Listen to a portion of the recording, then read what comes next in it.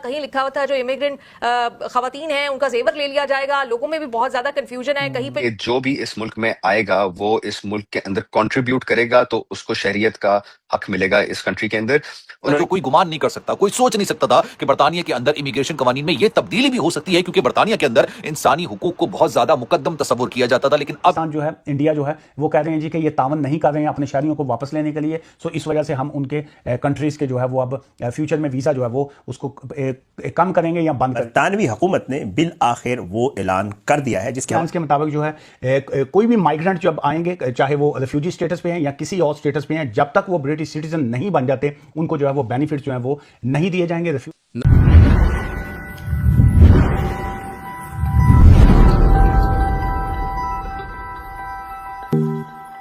सारी खबरें हमने आज पढ़ी, कुछ पे तो यकीन नहीं आया। कहीं लिखा हुआ था जो इमिग्रेंट खवातीन हैं उनका जेवर ले लिया जाएगा। लोगों में भी बहुत ज्यादा कंफ्यूजन है। कहीं पे लिखा जा रहा है आपकी एज जो है वो एआई एक्सेस करेगा, 20 साल लगेंगे आपको बरतानवी शहरी बनने में, फैमिली को लाने की इजाजत। बहुत बहुत सारी कंफ्यूजन है इस वक्त लोगों में। आप बताइएगा क्या करने जा रही है लेबर की हुकूमत?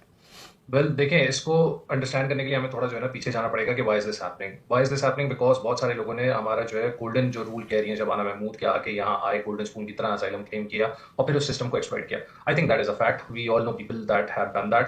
द प्रॉब्लम अकर्स कि जब ये चीजें बयान कर रहे हैं ना, they have not laid it out very clearly. अभी ये जो मॉडल पे जा रहे हैं, it is again a borrowed model, it is a model that was implemented by the Danish government. उसका बेसिक जो चीज है या बेसिक जो उस पर बॉर्डर लाइन लगती है वो ये होती है कि less in more out, that is what they are trying to do. अच्छा, प्रॉब्लम कहाँ आती है कि लीगल एंड इलीगल में जो है ना there is a very fine line of illegal migration and legal migration. जो ये लीगल माइग्रेशन क्लासिफाई कर रहे हैं वो हो गया for example resettlement scheme type की चीजें। जो लोग अप्रूव्ड चैनल से आ रहे हैं, for example the resettlement scheme, वो तो अभी भी ILR के लिए एलिजिबल होंगे आफ्टर 5 years। जो लोग इलीगल, यानी I wouldn't even say that illegal at this point because जब आपका असाइलम क्लेम स्टार्ट हो जाता है you technically become a legal entity. तो जो लोग बोर्ड से आ रहे हैं या फॉर एग्जांपल स्टेटस स्विच कर रहे थे from a student to an asylum seeker, उनके ऊपर ये मेन जो है रूलिंग आ रही है वो ये होगी कि आपको 5 साल में जो ILR मिल जाता था वो अब जाके इंक्रीज हो जाएगा 20 years में। उसके अलावा एक जो इंपॉर्टेंट डिस्टिंक्शन इसमें आई है वो ये है कि 30 months का टाइम पीरियड दिया गया है, आपको टेम्परेरी स्टे मिलेगा। It's not going to be a permanent resident वाली चक्कर कि आप जो है 20 साल तक यहाँ गुजार रहे हैं। आफ्टर 30 months आपका केस रीअसेस होगा कि आप जो होम कंट्री आपकी वहाँ हालात सही हैं या नहीं हैं। उसके अलावा एक और इम्पॉर्टेंट डिस्टिंक्शन आई है जो अफ्रीका के ममालिक है उनसे बात हो रही है, मेरे ख्याल से नामीबिया, DRC कॉन्गो और एक और है जो which is slipping my mind. वो बात हो रही है कि ये लोग असाइलम आके बहुत ज्यादा क्लेम करते हैं तो इनके वीजा भी आप रोक दो एट द टाइम पीरियड। तो ये मेन इंपॉर्टेंट चीजें हैं। बिल्कुल वजी, बहुत सारी चीजें हैं। सबसे ज्यादा उन्होंने ये इस चीज के ऊपर एम्फसाइज किया कि 4 कोर पिलर्स होंगे सेटलमेंट की क्राइटेरिया को मीट करने के लिए, जिनमें से सबसे पहले कैरेक्टर, दूसरे नंबर पे इंटीग्रेशन, तीसरे नंबर पे कंट्रीब्यूशन और चौथे नंबर पे रेजिडेंस। वो ये कहना चाहते हैं कि जो भी इस मुल्क में आएगा वो इस मुल्क के अंदर कंट्रीब्यूट करेगा तो उसको शरीयत का हक मिलेगा इस कंट्री के अंदर।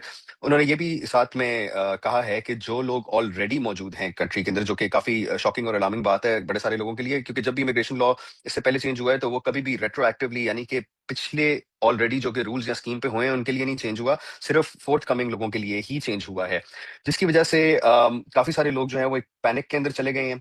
लेकिन कहने का मकसद ये है कि इस वक्त ये एक कंसल्टेशन है। उन्होंने ये जरूर कहा है कि 10 साल के ऊपर कोई निगोशिएशन नहीं होगी, लेकिन बाकी सारी चीजों के लिए उन्होंने अभी भी फरवरी तक का पीरियड सेट आउट किया है, जिसके अंदर वो कंसल्ट करेंगे डिफरेंट ऑर्गेनाइजेशन से, जिसमें हम जैसे वकील भी शामिल हैं, वकला की बॉडीज हैं, चैरिटीज शामिल हैं, जो लोग भी स्टेक होल्डर्स कंसिडर किए जाते हैं इस चीज के लिए, वो सब इसके अंदर शामिल होकर अपना अपना एक 2 cents देंगे और फिर पता चलेगा कि अप्रैल 2026 के अंदर क्या रूल्स इन्फोर्स होते हैं। एक बड़ा फैसला, और ऐसा फैसला जो कोई गुमान नहीं कर सकता, कोई सोच नहीं सकता था कि बरतानिया के अंदर इमिग्रेशन कवानीन में यह तब्दीली भी हो सकती है, क्योंकि बरतानिया के अंदर इंसानी हुकूक को बहुत ज्यादा मुकद्दम तस्वुर किया जाता था। लेकिन अब एक और फैसला कर लिया गया है। पहले तो मैंने आपको पिछली वीडियो बताया था ना कि PR यानी ILR अब आपको 20 साल के बाद जाके मिलेगा, और अगर आप बरतानिया में जाके सियासी पनाह की दरख्वास्त दाखिल करते हैं तो यह सोच लीजिएगा कि मुस्तकिल पनाह, जिसे आप PR कहते हैं, परमानेंट रेजिडेंस कहते हैं, यह तो एक ख्वाब बन गई है। मतलब ये आपको नहीं मिल पाएगी। लेकिन जब पाकिस्तानी बरतानिया जाते थे तो 2 तरीके से अपने आप को वहां पर सेटल करने की कोशिश करते थे। एक तो जनाब वो सियासी पनाह की दरख्वास्त दाखिल कर लेते थे, और दूसरा वो किसी भी खातून से जो कि बरतानवी सिटीजनशिप रखती होंगी वो वहां से उनसे शादी कर लिया करते थे। अब जब ये शादी होती थी, ये बिना सर पैर की शादी होती थी। मैं तमाम लोगों की बात नहीं कर रहा, मैं उन लोगों की बात कर रहा हूं जो कि वहां पर गलत इंटेंशन से जाते थे, जिनका सिर्फ मकसद ये होता था कि वहां पर जाके सिर्फ अपने आप को सेटल करना है। मैं उन लोगों की भी बात नहीं कर रहा जिनको वाकई में जेन्युइनली अपने मुल्क के अंदर खतरा होता था, जान का खतरा होता था, उनकी फैमिली को खतरा होता था और वो जाके वहां पर सियासी पनाह की दरख्वास्त दाखिल करते थे। ये उनका हक था क्योंकि वाकई में उनकी जान को पाकिस्तान के अंदर खतरा थे। लेकिन जैसे कुछ लोग अपने रिश्तेदारों में शादियां कर देते हैं, अपने बहन भाइयों के बच्चों से शादियां कर देते हैं, उन मामलात की बात मैं नहीं कर रहा। वो लोग अक्सर स्टूडेंट्स ये काम किया करते थे कि बरतानिया जाते थे, या तो सियासी पनाह का रास्ता अपनाते थे, रूट अपनाते थे, या फिर फैमिली वीजे की तरफ आने की कोशिश करते थे और उसके लिए वो एक बिना सर पैर की, बिना जोड़ की वो शादी कर लिया करते थे। लेट्स सपोज के 3 बच्चों की अम्मा से उन्होंने शादी कर ली, या फिर ऐसी खातून से शादी कर ली जिनके अपने बच्चों की शादियां हो चुकी थी, और इस शादी को बजाहिर देख के यही गुमान होता था, यही तस्वुर किया जाता था, यही माना जाता था कि ये शादी अपने आप को लीगल करार देने के लिए की गई है। अब जनाब, जो इन एंड आउट्स कि अनफॉर्चुनेटली ये जो कंट्रीज़ हैं, इंक्लूडिंग इसमें पाकिस्तान जो है, इंडिया जो है, वो कह रहे हैं जी कि ये तावन नहीं कर रहे हैं अपने शहरियों को वापस लेने के लिए। सो इस वजह से हम उनके कंट्रीज़ के जो है वो अब फ्यूचर में वीज़ा जो है वो उसको कम करेंगे या बंद करेंगे। और जो रेफ्यूजी स्टेटस होगा वो 30 मंथ्स का होगा, और सिमिलर टू डेनमार्क स्टाइल जो होगा, और जो अकोमोडेशन है वो हम बंद कर देंगे इनकी असाइलम सीकर्स की, या जो माइग्रेंट हेल्प है, या बाकी जो भी इनको नेशनल असाइलम सीकर्स रिपोर्ट जो अकोमोडेशन जो है वो दी जाती है। और इसके अलावा meanwhile the government will create a new work and study visa route. एक उन्होंने कहा है जी कि हम अपना वर्क का और जो स्टडी का है उसको हम नए स्टाइल में, नए अंदाज में जो है वीज़ा रूट उसको इंट्रोड्यूस करवाएंगे। और उसका मतलब ये है कि जो राइट नो स्टडी वीज़ा का जो सिस्टम चल रहा है, या जो स्किल्ड वर्कर वीज़ा के रूट हैं, उसमें वो तब्दीलियां करना चाह रहे हैं, चेंजेस करना चाह रहे हैं, and encourage refugees to find employment. और जो रेफ्यूजी जिनको स्टेटस मिलेगा, चाहे वो 30 मंथ्स का हम दें, हम उनको एनकरेज करेंगे कि आप जॉब कीजिए, और ताकि स्टेट के ऊपर जो है वो बर्डन जो है वो कम से कम हो, और in order to switch on to a route and earn a settlement more quickly जो है। और जो लोग काम करेंगे, टैक्स पे करेंगे, वही जो है वो सेटलमेंट की तरफ जो है वो जाएंगे। ये थी उनकी जो प्रपोज्ड असाइलम रिफॉर्म जो है, और इसके ऊपर जो है